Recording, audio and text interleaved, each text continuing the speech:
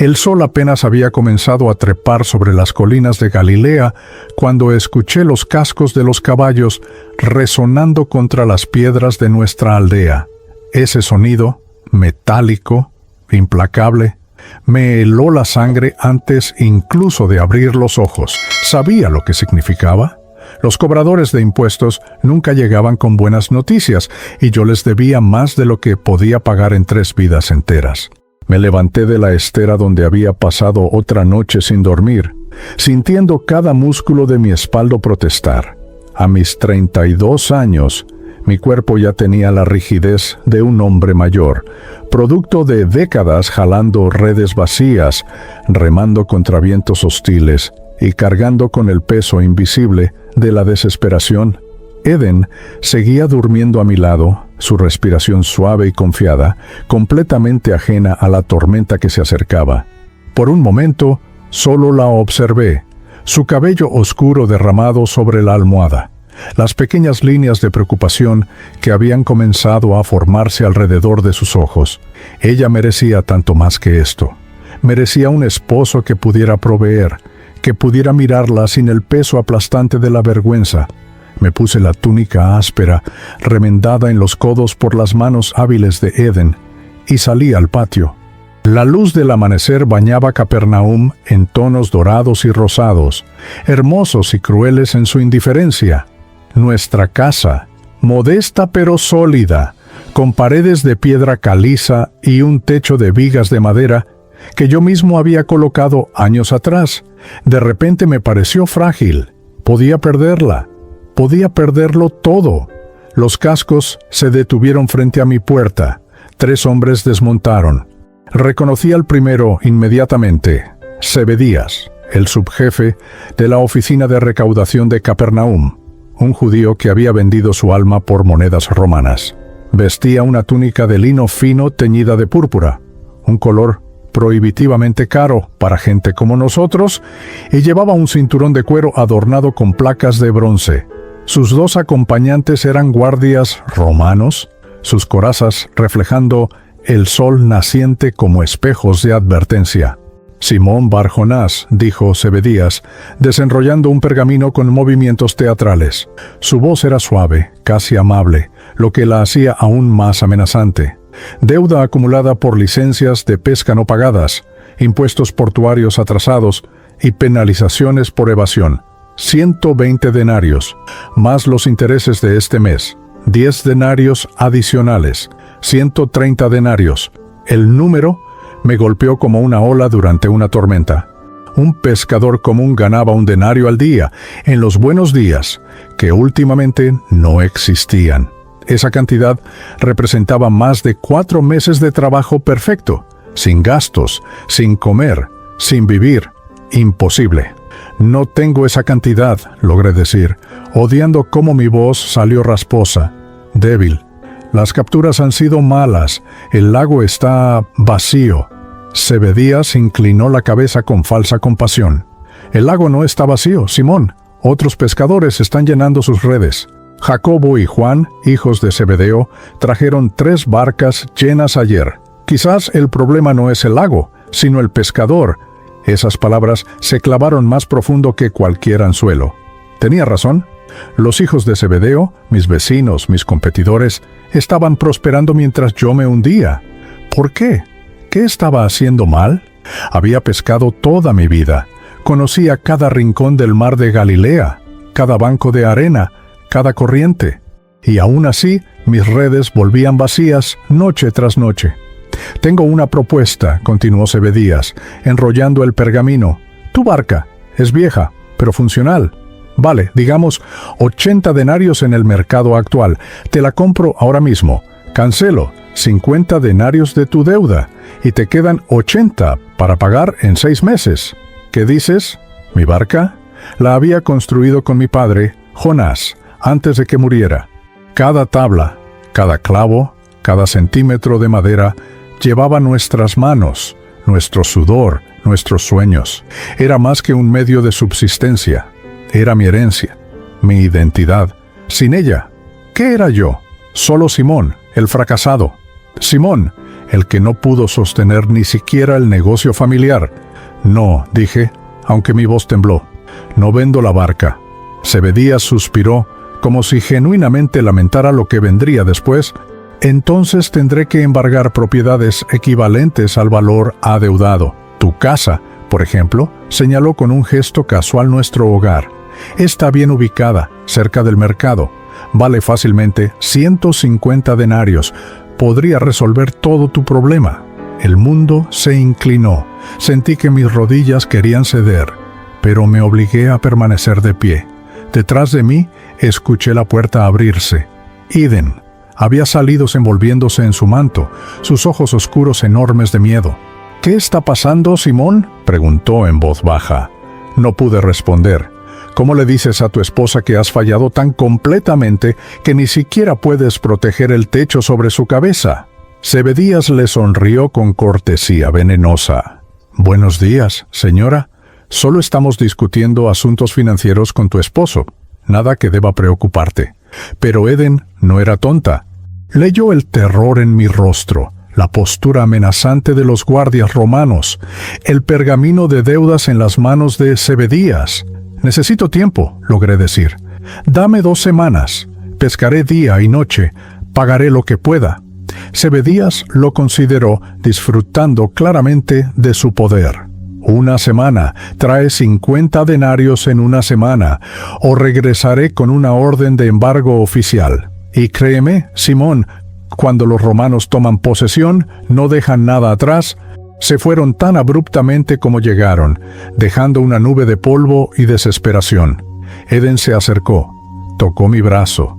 «Simón, ¿lo solucionaré?», interrumpí, incapaz de mirarla. «Lo prometo, lo solucionaré». Pero mientras el sol continuaba su ascenso indiferente sobre Galilea y yo miraba hacia el mar que me había traicionado, no tenía ni idea de cómo cumpliría esa promesa. Esa noche remé hacia las aguas más profundas del lago, con Andrés, mi hermano menor. El cielo estaba despejado, tachonado de estrellas tan brillantes que parecían burlarse de nuestra oscuridad. La luna llena convertía el agua en mercurio líquido, hermoso e inútil. Hermoso porque era imposible no sentir algo de asombro ante tal creación. Inútil porque en noches de luna llena los peces se esconden en las profundidades, lejos de la luz que los delata ante los depredadores. Pero no tenía opción. 1 semana, 50 denarios.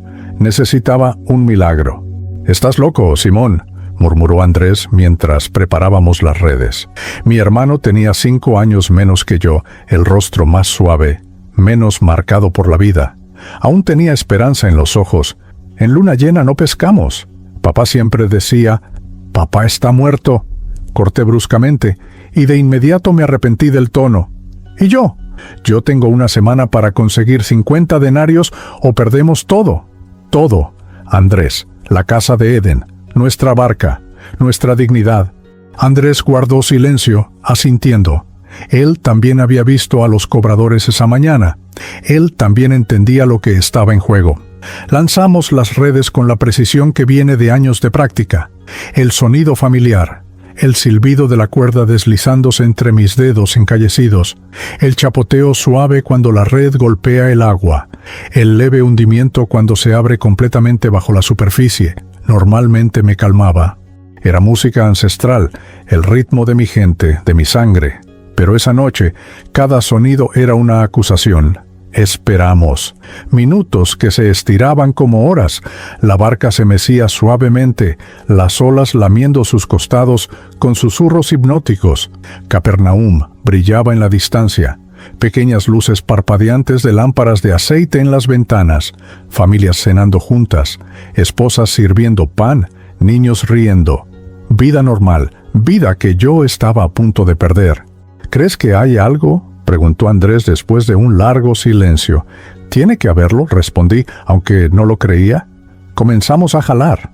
La red subió pesada. Por un segundo, mi corazón saltó con esperanza, pero era solo el peso del agua. Cuando la alzamos completamente, estaba vacía. Ni un solo pez, ni siquiera algas o desperdicios. Vacía. Otra vez ordené, mi voz más dura de lo que pretendía. Lanzamos de nuevo, esperamos, jalamos, vacía, y otra vez, vacía, y otra, vacía. La noche se hizo más profunda. Mis manos comenzaron a sangrar donde las cuerdas ásperas habían cortado la piel. Andrés estaba exhausto, sus movimientos cada vez más lentos, pero no se quejó. Éramos pescadores. La persistencia estaba en nuestra sangre. En algún momento, cerca de la medianoche, escuchamos voces. Otra barca se acercaba. Reconocí inmediatamente la forma distintiva del barco de Zebedeo, más grande y mejor mantenido que el nuestro. Jacobo y Juan, los hijos del viejo Zebedeo, estaban remando hacia el puerto, sus redes claramente llenas. Podía ver la forma abultada de las capturas, el brillo plateado de cientos de peces bajo la luz lunar. «¡Simón! ¡Andrés!», gritó Juan, el menor de los hermanos Zebedeo, con una sonrisa genuina. «¿Cómo va la pesca?». No respondí. No podía. La envidia me quemaba la garganta como veneno.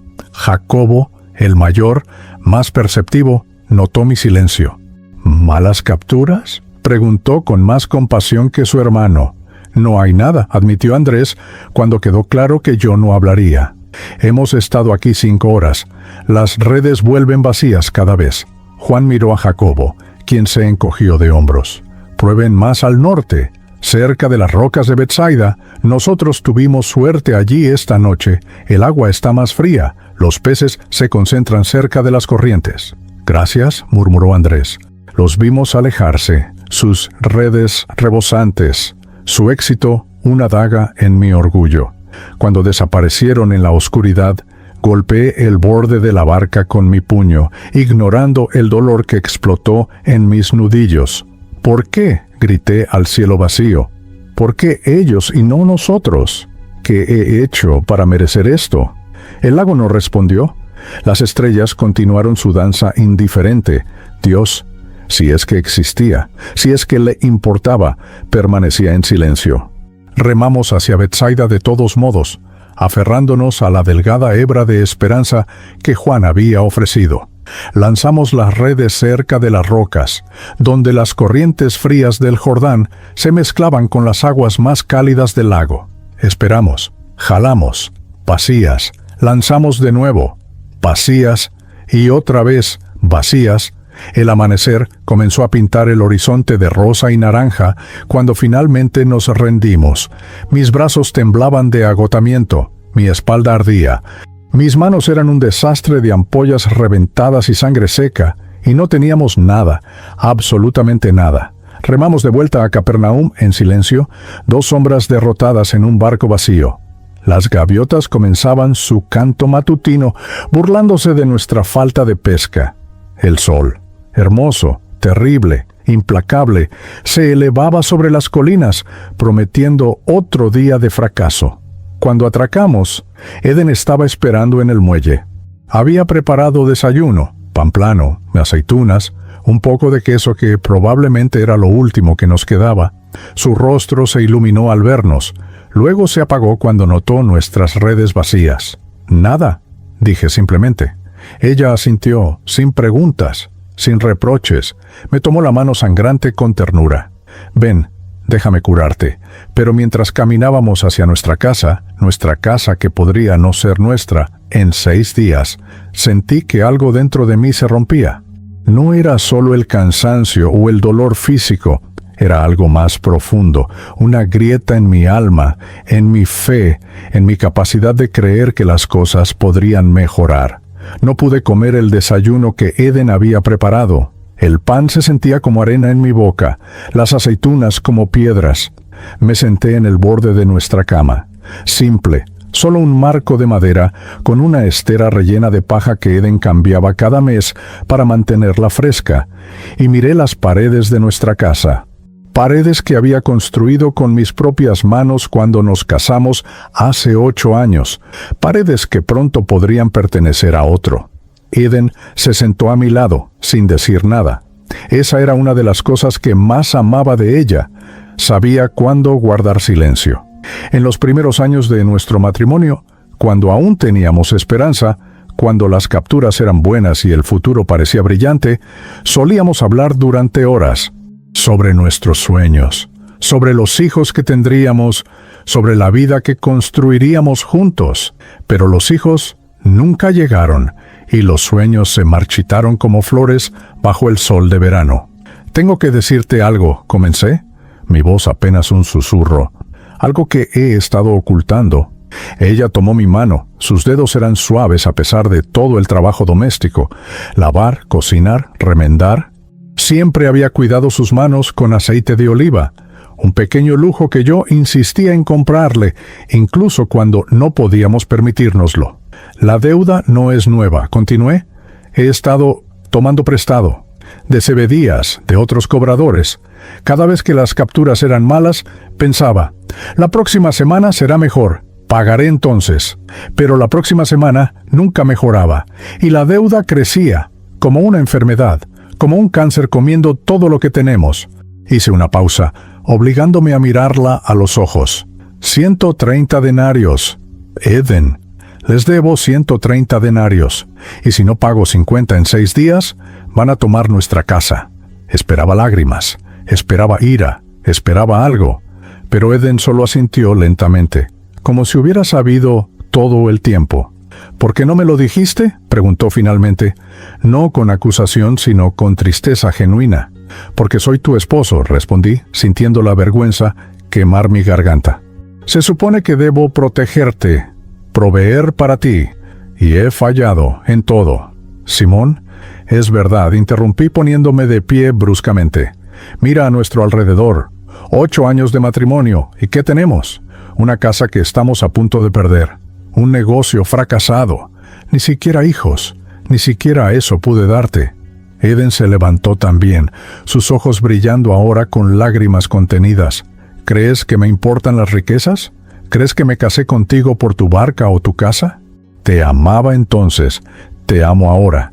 «¿Cómo puedes?», pregunté genuinamente confundido. «¿Cómo puedes amarme cuando no puedo ni siquiera mantenernos a flote?». Ella se acercó, puso sus manos en mi rostro, un gesto tan familiar, tan íntimo, que casi me hizo llorar. «Porque eres un buen hombre, Simón Barjonás, un hombre que trabaja hasta que sus manos sangran, un hombre que se preocupa tan profundamente que se destroza intentando arreglar lo que ni siquiera es su culpa. El lago está vacío para todos, no solo para ti, pero no para Jacobo y Juan», argumenté amargamente. «Ellos vuelven con redes llenas cada noche. Ellos tienen un barco más grande, más redes, más hombres trabajando», respondió Eden. «No es una comparación justa. La vida no es justa», dije, apartándome de su toque. «Eso está quedando muy claro. Silencio. El tipo de silencio que duele más que las palabras». Podía escuchar el mundo despertando afuera, vendedores ambulantes pregonando sus mercancías, niños riendo camino a la sinagoga, el sonido constante de las olas golpeando el puerto. Vida normal continuando mientras la nuestra se desmoronaba. «¿Hay una opción?», dijo Eden finalmente, su voz tan baja que casi no la escuché. «¿Qué opción?». «Podríamos vender la casa, voluntariamente, antes de que la embarguen. Conseguiríamos un mejor precio así. Podríamos pagar la deuda, tal vez incluso quedarnos con algo. Rentar un lugar más pequeño. Empezar de nuevo, como si fuera tan simple. Como si pudiéramos sacudirnos el fracaso como polvo de nuestras ropas y simplemente comenzar de nuevo. «Esta es tu casa», dije. «La construí para ti, para nosotros, para la familia que pensé que tendríamos».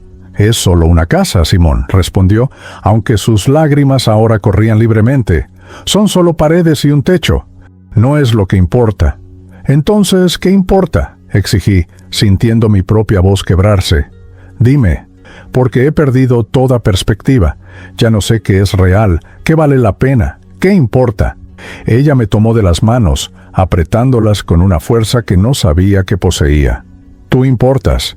Nosotros importamos. Más allá de eso, Simón, no lo sé. Realmente no lo sé». Y en ese momento de honestidad brutal, algo cambió. No sé qué fue exactamente. Tal vez fue el alivio de finalmente decir la verdad. Tal vez fue darme cuenta de que, a pesar de todo, Eden seguía aquí, todavía a mi lado. Tal vez fue simplemente agotamiento, de la lucha, de la pretensión de cargar solo con tanto peso. La abracé. Ella se aferró a mí, y por primera vez en meses lloré. Lloré por mi padre, que me había enseñado a pescar, pero no me había preparado para el fracaso. Lloré por los hijos que nunca tuvimos. Lloré por el hombre que pensé que sería y el hombre decepcionante en el que me había convertido. Lloré hasta que no quedaron más lágrimas, solo un vacío hueco en mi pecho. Cuando finalmente nos separamos, el sol ya estaba alto. Otro día perdido. Otro día más cerca del desastre. Voy al mar de nuevo esta noche, dije, limpiándome el rostro con la manga. Y la noche siguiente, y la siguiente, hasta que tenga lo que necesitamos, o hasta que ya no importe. Eden asintió. Y yo venderé lo que podamos vender. Mis joyas, la ropa que no necesitamos, cualquier cosa de valor. No, protesté. Tus joyas fueron de tu madre. No puedes. Puedo, interrumpió firmemente. Y lo haré, porque somos un equipo, Simón, siempre lo hemos sido. Y si vamos a caer, caeremos juntos, pero también nos levantaremos juntos. Quise creerle, con cada fibra de mi ser, quise creerle. Pero mientras miraba por nuestra pequeña ventana hacia el mar de Galilea, ese mar traicionero, que una vez fue mi sustento y ahora era mi torturador, solo podía pensar, ¿qué pasa si levantarse no es una opción? ¿Qué pasa si esto es todo lo que hay? ¿Qué pasa si ya hemos caído tan bajo que no hay camino de regreso? Al día siguiente, Eden y yo fuimos al mercado de Capernaum con una bolsa de tela conteniendo todo lo que podíamos vender. El mercado era un caos organizado de colores, olores y sonidos. Vendedores pregonando dátiles de Jericó, telas de Damasco, especias de lugares que nunca había visitado y probablemente nunca visitaría. El olor a pan recién horneado se mezclaba con el de pescado en salmuera, cuero curtido y estiércol de burro. Era abrumador y familiar al mismo tiempo. Normalmente amaba el mercado. Era el corazón latiente de Capernaum, donde las noticias viajaban más rápido que los vientos del lago, donde podías encontrar de todo, desde un cordero hasta un rumor. Pero hoy, cada rostro parecía juzgarme. Cada comerciante parecía saber mi vergüenza. Nuestra primera parada fue el puesto de Efraim. El joyero. Era un hombre mayor, con dedos artríticos pero ojos aún agudos como los de un halcón.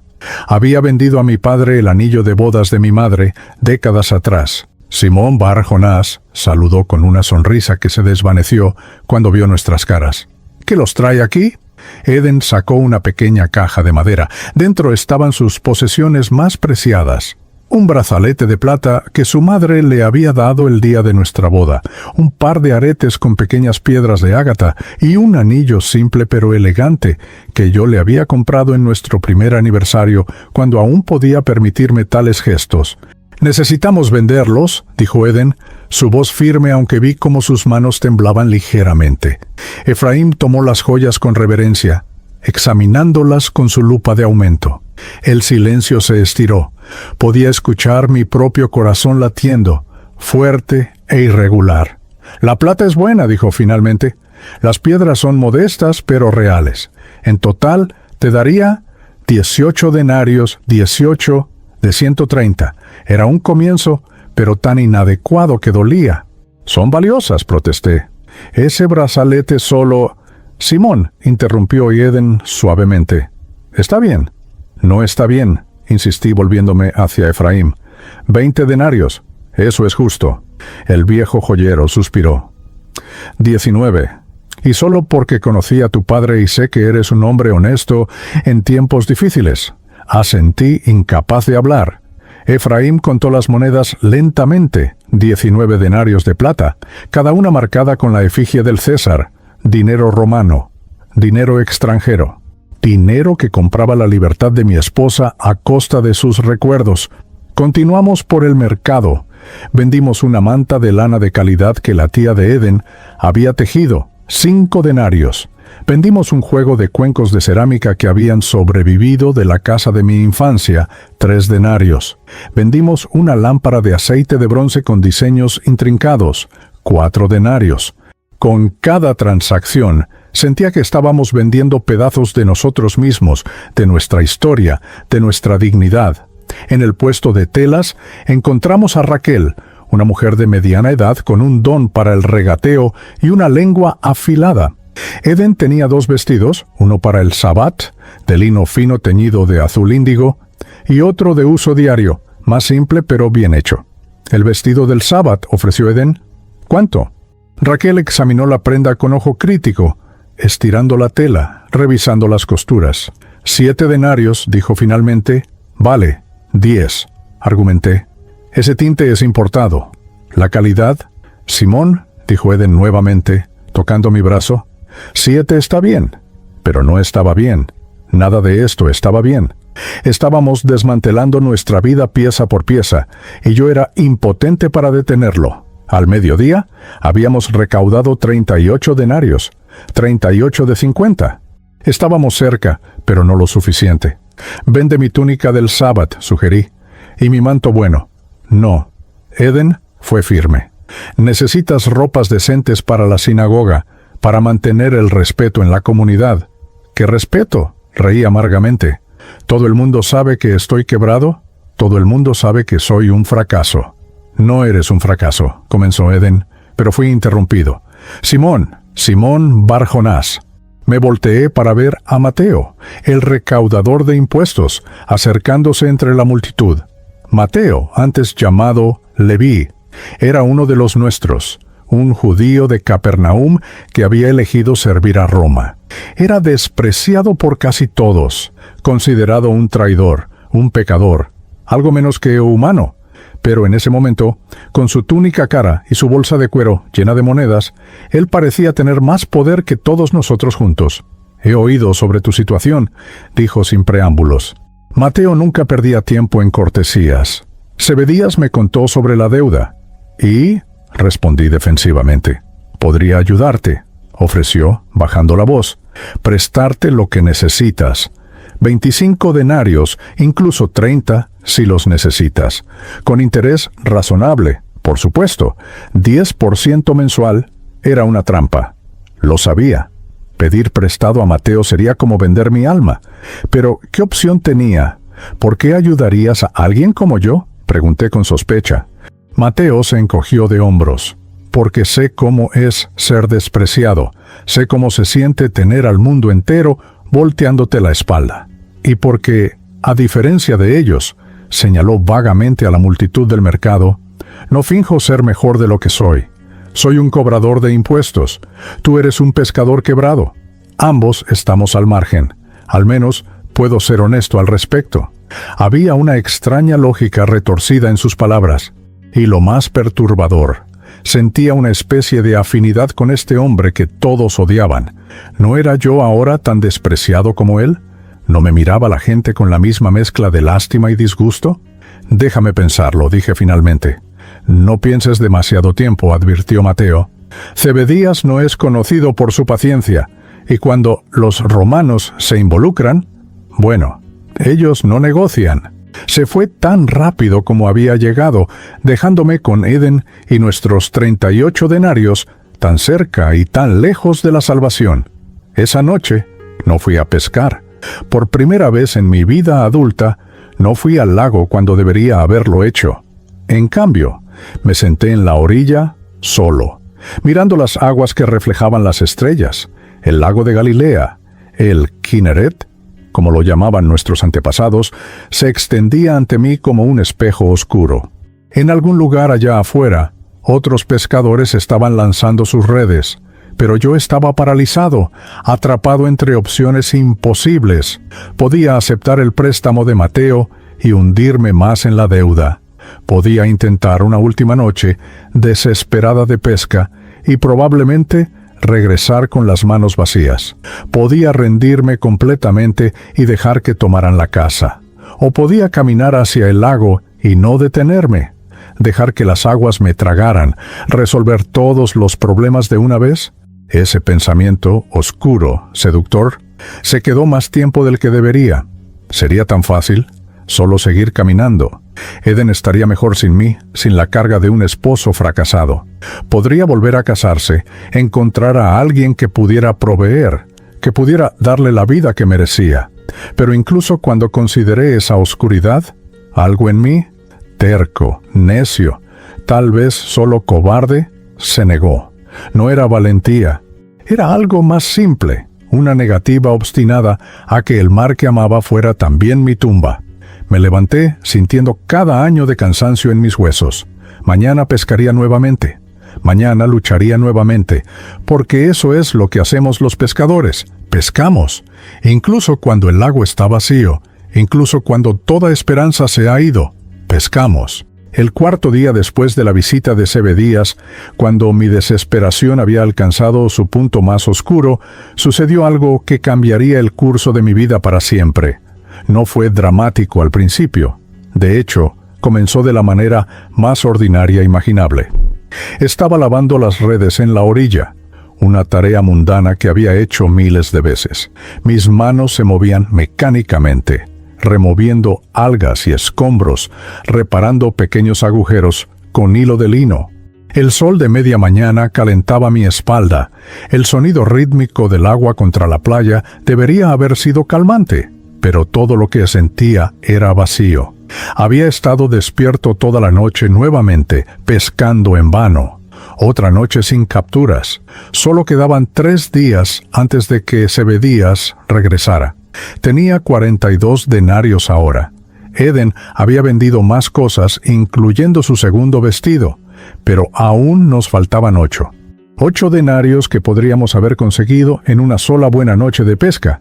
8 denarios que ahora parecían tan inalcanzables como las estrellas. Entonces, escuché su voz. Simón. Me volteé. Un hombre se acercaba desde la dirección del pueblo.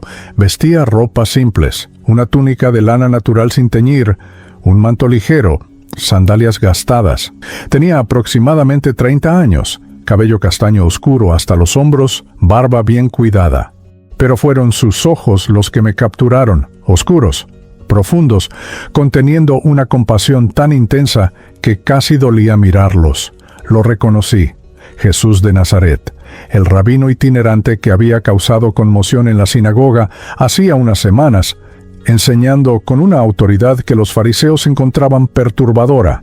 Andrés lo había mencionado. Mi hermano había comenzado a seguir a este maestro, intrigado por sus palabras sobre el reino de Dios. Edith, Simón Bar Jonás, dijo, y la forma en que pronunció mi nombre, no con juicio, madre, no con lástima, sino con conocimiento, me hizo soltar la red que estaba sosteniendo.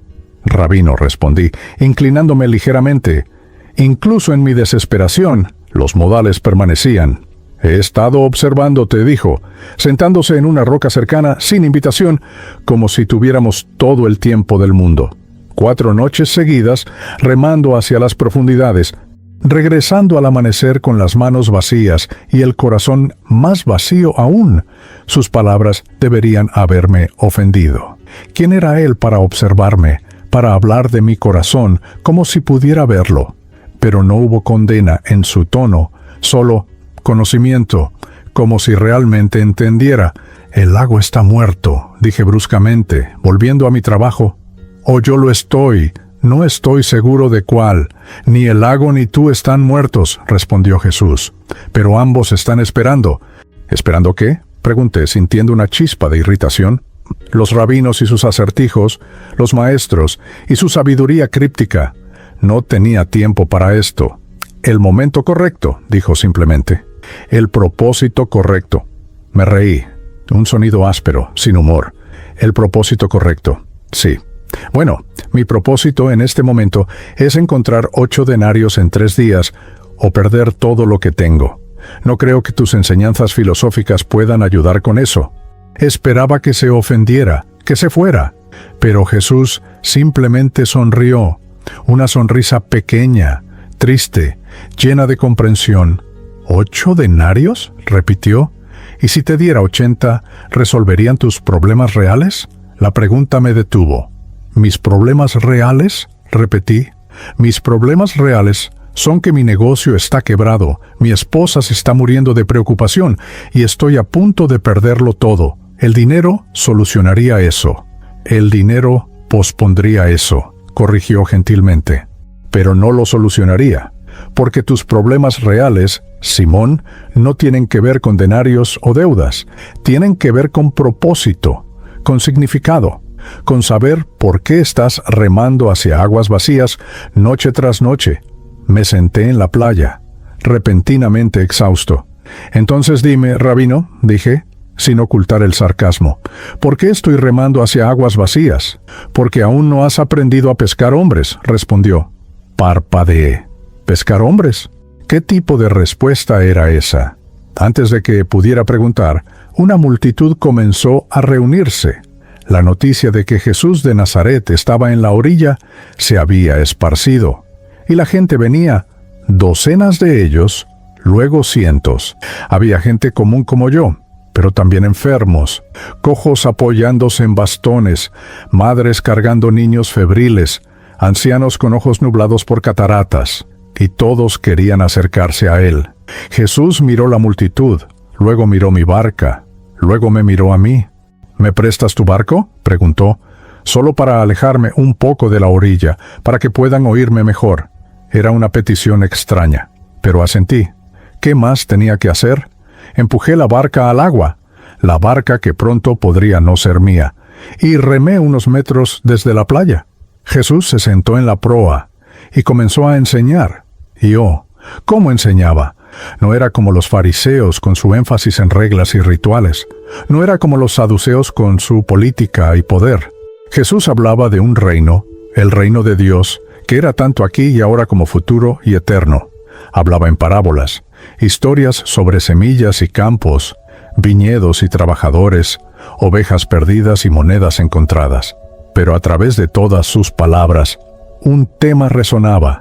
Dios estaba buscando a los perdidos, a los quebrados, a los fracasados, no a los religiosos, no a los exitosos, no a aquellos que tenían todo resuelto, sino a personas como yo.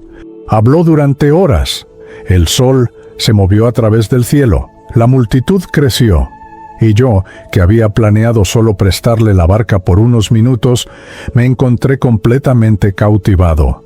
Cuando finalmente terminó, cuando la última parábola fue contada y la última bendición pronunciada, Jesús se volvió hacia mí. Ahora, dijo con una sonrisa, rema hacia aguas profundas y echa las redes para pescar. Miré el sol. Era media tarde, el peor momento posible para pescar. Los peces estaban profundos, huyendo del calor, y yo había estado despierto toda la noche, ya había pescado en vano. Cada instinto, cada año de experiencia, me decía que esto era una pérdida de tiempo.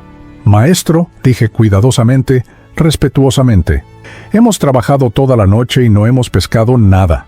Hice una pausa. Jesús me miraba, esperando, y en sus ojos vi algo que no había visto en ningún otro lugar en semanas. Esperanza. No esperanza en mí, yo era claramente un desastre, sino esperanza en algo más grande, algo más allá de mi fracaso. Pero si tú lo dices, continué, sintiendo algo cambiar en mi pecho, echaré las redes, remé hacia aguas profundas. Andrés, que había estado escuchando desde la orilla, saltó a la barca para ayudar. Juntos echamos las redes, esperando nada. Y entonces sucedió. La red se volvió pesada, no solo pesada, violentamente pesada, como si hubiéramos capturado el lago mismo. Los peces llenaban la red tan densamente que apenas podía ver el agua entre ellos. Plata brillante, cientos, no, miles, de peces retorciéndose, saltando, llenando nuestra red hasta el punto de ruptura. ¡Jacobo! ¡Juan! Grité hacia la otra barca. ¡Ayuda! La red se está rompiendo. Los hermanos Zebedeo remaron furiosamente hacia nosotros. Juntos jalamos, 4 hombres luchando contra una captura que desafiaba toda lógica. Llenamos nuestra barca, llenamos la suya. Y aún así había más peces. Las barcas comenzaron a hundirse, literalmente hundirse, bajo el peso de la captura. Agua entraba por los bordes, y todo lo que podía hacer era mirar a Jesús, que estaba sentado tranquilamente en medio del caos, con esa misma sonrisa pequeña y sabia, y repentinamente Entendí. No entendí todo, ni siquiera una fracción de todo, pero entendí esto.